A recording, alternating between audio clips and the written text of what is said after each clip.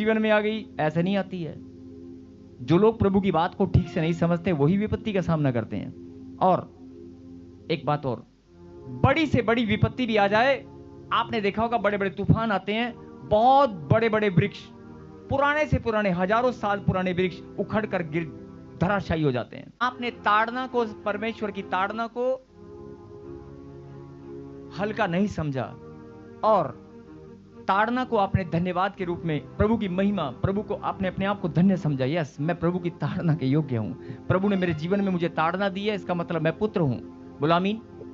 और सुनेंगे इस वचन को फिर से, और उसके बाद मैं प्रार्थना करूंगा। जिनको ये बात समझ में आ गई है ऊंची बात से कहें हालेलुया। हे मेरे पुत्र, प्रभु की ताड़ना को हल्की बात मत जान।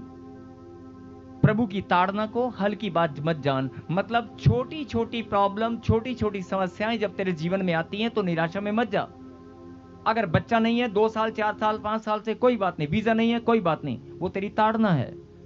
परमेश्वर तुझे अपने मार्ग को समझाना चाहते हैं, परमेश्वर तुझे पकड़कर अपनी ओर लाना चाहते हैं, परमेश्वर तुझे प्रेम दिखाना चाहते हैं। तू भटका हुआ था, तू इधर उधर किसी और को परमेश्वर मानकर, या कहीं भी तू जा रहा था, भटक रहा था, लेकिन परमेश्वर तेरे मार्ग को अपनी ओर लाना चाहते हैं।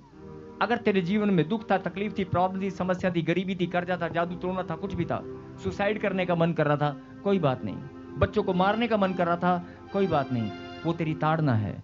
और मेरी ताड़ना को हल्का मत समझ, परिस्थिति कैसे भी हो, हालात कैसे भी हो, ताड़ना को हल्का मत समझ, नहीं तो ताड़ना के बाद दंड आएगा। बोल हालेलुया। हालेलुया। एक बात और सुने और अपने जीवन में इस बात को नोट करना, ताड़ना दंड से पहले आती है। ताड़ना दंड से पहले आएगी, दंड बाद में आएगा। अगर आपको ताड़ना में प्रभु का प्रेम समझ में आ गया तो दंड कभी नहीं आएगा। अगर ताड़ना में परमेश्वर का प्रेम और परमेश्वर से आपको अपना रिश्ता समझ में आ गया, परमेश्वर का प्रेम और अपना रिश्ता समझ में आ गया कि मैं पुत्र हूं, तो दंड कभी नहीं आएगा, नाम धराई कभी नहीं होगी, विपत्ति कभी नहीं आएगी।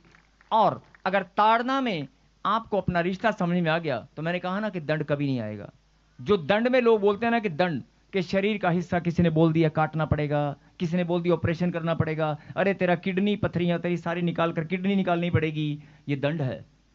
अरे तेरे शुगर के कारण तेरा पैर काटना पड़ेगा, ये दंड है।